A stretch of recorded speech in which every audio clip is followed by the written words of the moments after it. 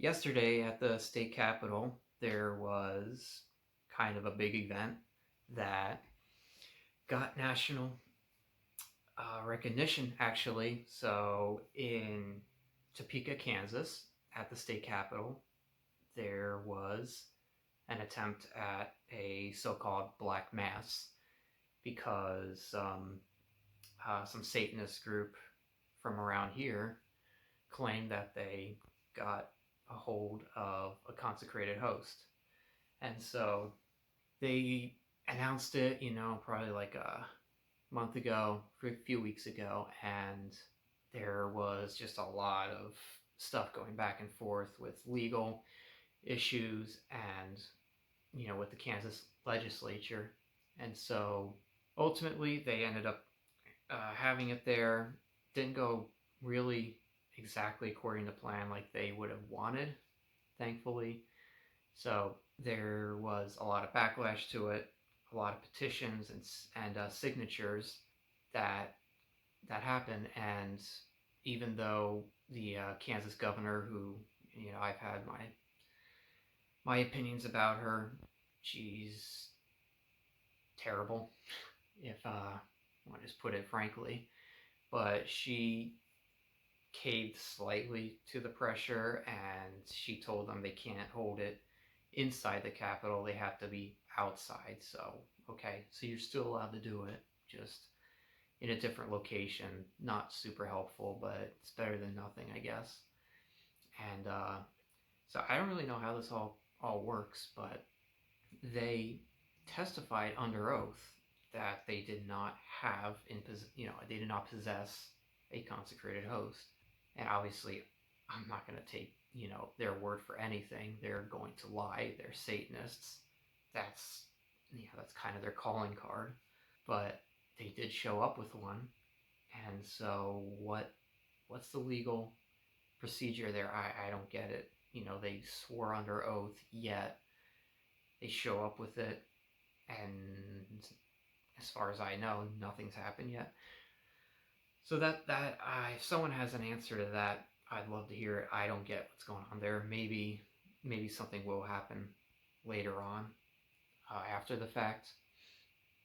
But yeah, so they show up there, and then there are some videos that have circulated around where they took the host and they threw it to the ground to desecrate it and stomp on it, and some brave guy came who apparently he was pretending to be one of them, so that's how he was able to get so close. But when they threw it to the ground, he dove in and consumed the host to protect it, and he took a beating for that. So I think that man deserves a lot of commendation for that. And yeah, definitely a lot of prayers too. That was incredible thing he did. And then they moved inside, even though the governor told them not to, and still tried to do their ritual and consecrate the building to Satan. And some young guy came up and tried to snatch the prayer sheet out of his hand, and the leader's hand, and that guy went and started punching him. And almost immediately after that, the cops tackled him, threw him to the ground, and arrested him. And it's kind of funny, the irony. The Satanist saying, I'm not resisting, I am not resisting, as he's being arrested, which is basically his whole life is just resisting order, resisting just anything good, any responsibility, and so on. So that was funny to see. And so they got a lot of backlash for it. They went out in total dud by the end of it, getting arrested, and their turnout was not nearly as prevalent as the Catholic one was. All in all, I mean, the blasphemy is a bad part. It's terrible. We're going to have to pray a lot in reparation for those actions. But I think that was pretty good, all things considered, how everything turned out. yeah, it's just seeing how their whole thing just fizzled out, and everyone is jumping to the Catholic side on the issue. This did not make Satanism any more mainstream than it was before. If anything, probably made it look even worse. And and then and then on another note about this, I've seen some comments, people saying this just shows how far we've fallen. This is like Kansas, for example, is just completely gone wrong, and this is God punishing us for all of that. The way I look at it, when things like this happen, it usually means the devil is really angry. He's really angry, and he's lashing out even harder than he typically does. And what's the reason for that? Well, in my opinion, for example, the politics here in Kansas has slowly turned towards the right direction in the past 2 or 3 years compared to what it was then. We've passed a lot of good laws. I think the legislature here has been very proactive. We've had some really good and some really hardworking people there making things happen. For instance, this year, there was that trans bill, well, the anti-trans bill, which was a good thing. I don't think Satan was happy about that. I don't think he's even happy about that vote, that amendment vote that we're going to have here now on deciding how to go forward with getting our Supreme Court justices selected.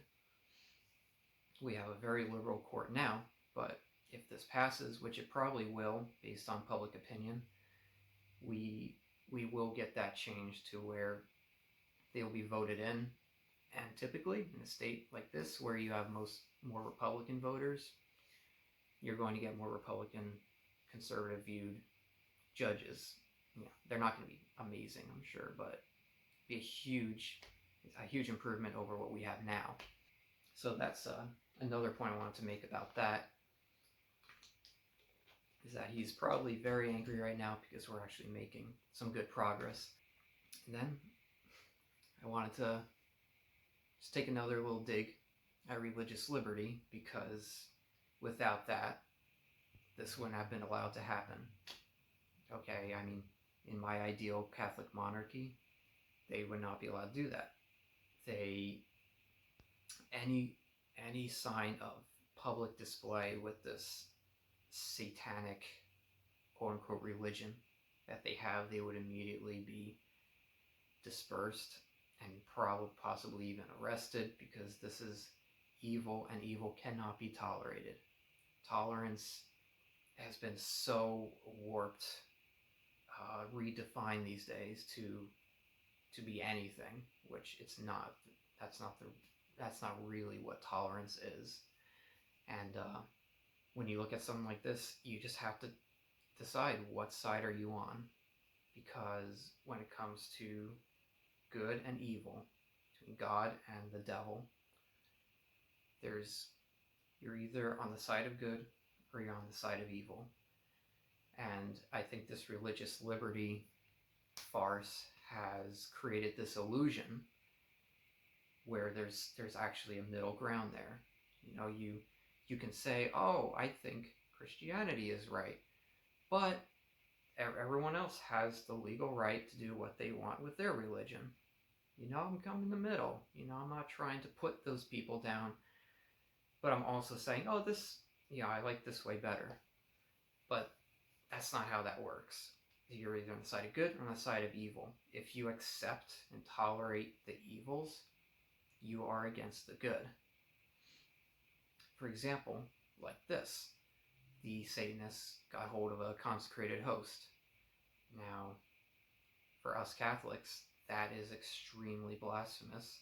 To steal it and desecrate it, you know, that is literally the body and blood of Jesus Christ, God. That's a big deal.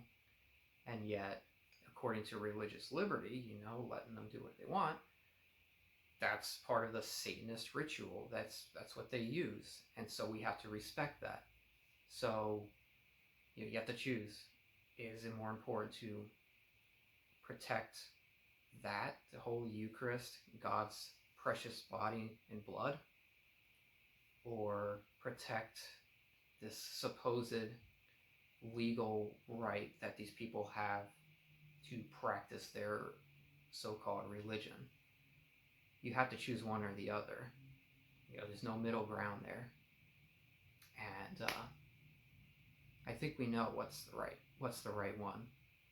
And, we've been raised in this environment where that religious liberty is perfectly fine, perfectly normal, and you can be a very strong Christian country while having that, while tolerating others. And this is just yet another example of why they cannot coexist. And so, yeah, I just wanted to get this out there because I've been wanting to talk about this issue, and now that it's happened, just kind of give you a quick rundown of what happened and what I thought about it. And and then just one other quick point. Of course, they do it, on a work morning, work day morning, because they typically don't have a life, and they're either living in their parents' basement or probably collecting some welfare or something, anything that's against the status quo, against what's orderly.